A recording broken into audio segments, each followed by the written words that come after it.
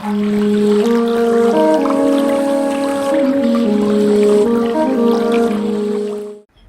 जीवन में सुख समृद्धि कैसे बढ़ा सकते हैं? आप बताते हैं कि पेड़ पौधे लगाने से सुख समृद्धि बढ़ती है। मेरे पति आपकी इस बात से बहुत ज्यादा प्रभावित हुए हैं और अब उनका पेड़ पौधों के प्रति काफी रुझान हो गया है। तो गुरुदेव, क्या सिर्फ पेड़ पौधे लगाने से हमारी सुख समृद्धि बढ़ेगी या मेरे पति को कुछ और पूजा पाठ भी करना चाहिए? सीमा शर्मा, अजमेर से।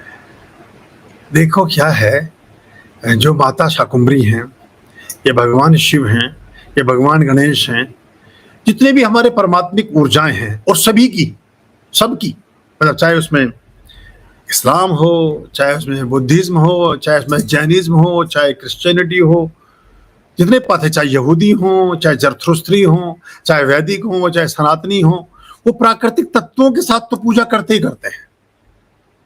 प्राकृतिक तत्वों के साथ पूजा करते हैं, यानी पृथ्वी, अग्नि, जलवायु, आकाश का मिश्रण उसमें होगा ही होगा, रहेगा ही रहेगा।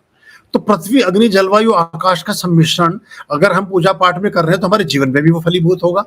और आप देखेंगे हमारे यहाँ एक योजना और एक साजिश के तहत कृषि कार्यों की अवहेलना की गई।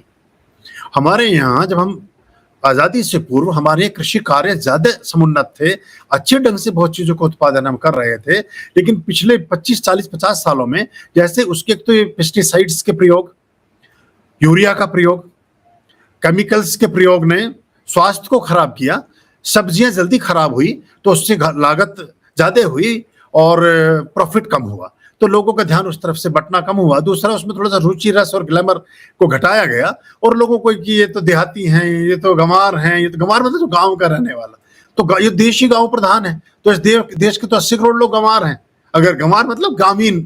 अब आप विदेश में जाते हैं तो वहां जब कोई कहता है कि मैं किसान हूं, मैं एग्रीकल्चर मेरा काम है और मैं खेतीबाड़ी करता हूं, तो उसको बहुत रेस्पेक्ट देते हैं। वो नौकरी पेशा लोगों को साइड में बैठाते हैं और जिसके पास फार्म हाउसेज और किसान, और क्योंकि वो सोचते हैं कि इतने बड़े बड़े खेत खलिहानों का मालिक है, ये तो बहुत धनवान व्यक्ति होगा, अन्नदाता कहा गया उसको इसीलिए भारत में भी।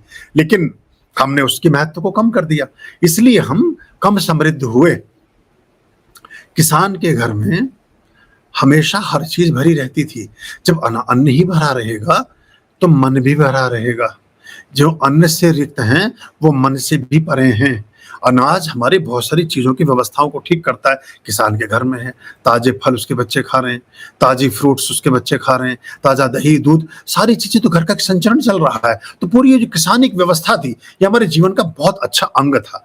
ये पिछले 20-25 वर्षों में जो हमने फ्लैट कल्चर और शहरों की तरफ पलायन और ये चीजों से बचना और आर्टिफिशियल लाइफ और कम काम करना, कम परिश्रम करने से शरीर खोखले हुए। तो ये बात थी आपकी कि सुख समृद्धि, सुख बढ़ेगा जब आप निरोगी होंगे, समृद्धि बढ़ेगी जब आपके पास में साधन होंगे। तो ये दोनों चीजों को बढ़ाता था। और अभी भी जब आप पेड़ लगाते हैं, पौधे लगाते हैं, तो आप पूरे जीवन का कायाकल्प करते हैं। अभी हमने इस वर्ष 51,000 पौधों का एक लक्ष्य रखा है और उसकी प्रतिपूर्ति में कई हजार वृक्ष अब तक देश भर में और दुनिया भर में, विदेशों में भी लोग कर रहे हैं इस काम को, लगने शुरू हो गए हैं। इसी क्रम में हमने सबसे पहले 5 जून को यहाँ पे श्री गणेश किया। हमारे लगभग 1200-1500 शिष्य हैं जिन्होंने 51 पौधे लगाने का बीड़ा उठाया है।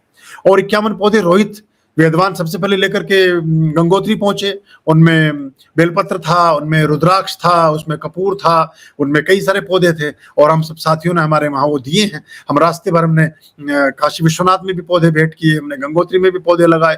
तो ये अलग अलग स्थानों पर लोग लगा रहे हैं और हमें अपने वायुमंडल को बेहतर, दुरुस्त और अच्छा करने के लिए करोड़ों वृक्ष लगाने की आवश्यकता भारत में है। अभी हमने बहुत सारे वृक्ष कल भी मंगाए हैं, नर्सरी से खरीद के मंगाए हैं और भी हम प्लांटेशन कर रहे हैं। किसी को भी चाहिए उसको हम देंगे और धरती वाले जो वृक्ष हैं उनको धरती में लगाएं। पहले 1-2 साल उसको अपने गमले में रख के उसको देखभाल करें और फिर उसको धरती में लगा दें और थोड़ा बहुत वहां भी देखभाल करें। तो इस तरह से हम प्रकृति को समृद्ध करने में योगदान देंगे। जहां तक बात अगर एस्ट्रोलॉजिकली या हम कॉस्मिक कनेक्शन की बात करें तो सीधे सीधे इससे मरकरी प्रसन्न होते हैं, बुध ग्रह मजबूत होता है और बुध ग्रह मजबूत होने से आपकी वाणी, व्यवहार, व्यापार और वाणिज्य, ये 4 चीजें स्ट्रांग हो जाती है। अगर फिर आपने उसमें वैरायटी चूज कर ली, आपने पेड़ तो लगाया लेकिन लगा दिया पीपल का, तो अब गुरु भी प्रसन्न हो गए बुद्ध के साथ साथ। अब पेड़ तो लगाया लेकिन लगा दिया शमी का, तो शनि भी प्रसन्न हो गए उसके साथ साथ। अब पेड़ तो लगाया लेकिन लगा दिया अनार का, काली और देवी भी प्रसन्न होगी उसके साथ साथ। अच्छा, हर देवी देवता का एक वृक्ष है, एक पेड़ है। 27 नक्षत्रों के अलग अलग वृक्ष हैं। कभी उस पर भी एक दिन अब चर्चा कर लेंगे हम बैठ करके, नक्षत्र वाटिका पर, कि कौन सा पेड़ किसको रिप्रेजेंट कर रहा है। तो वो बड़ा अच्छा हमारे लिए काम करता है। आम कुछ काम कर रहा है, बादाम शनि को रिप्रेजेंट कर रहा है। आम एक दूसरे गुरु देवता को, शुक्र देवता को प्रसन्न मतलब रिप्रेजेंट कर रहा है। काजू किसी को कर रहा है, बादाम किसी को। तो ये सारे के सारे वृक्ष और पेड़ हमारे जीवन में बहुत सी चीजों से जुड़े हैं। और आप देखेंगे अभी भी जिनके घर में जो इन्होंने पेड़ लगाते हैं, जो इस अभियान में जुड़े हैं, जो अलग अलग स्थानों पर ऐसी चैरिटी का कार्य कर रहे हैं, उनके जीवन में ज्यादा संतोष और शांति मिलेगी आपको। सबसे पहले तो एक भाव यही आ जाता है मन में कि हम कुछ पुण्य का कार्य कर रहे हैं, किसी अच्छे काम में हम हाथ बटा रहे हैं। तो ये जो आत्मतोष है, ये जो अंदर का उजियारा है, ये जीवन को प्रकाशित करता है, ये संतोष देता है, ये थोड़ा सा आपको सहजता देता है, ये आपको स्वाभाविक रूप से और लोगों के अनुसार, और लोगों के अपेक्षाकृत आपको अधिक सुखी और संतोषी बनाता है। ये भाव ही, जो कोई भी चैरिटी का भाव जब आप करते हैं तो ठीक होगा।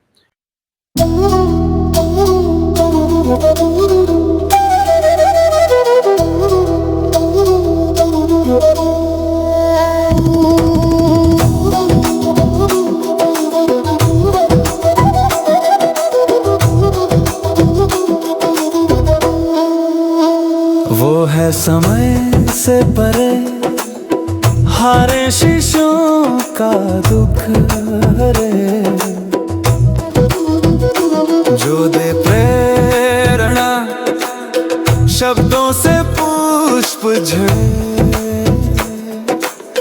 जो हो जाए उनका संसार से तरे, भवसागर से तरे, संसार से तरे, भवसागर से तरे, संसार से तरे, भवसागर से तरे।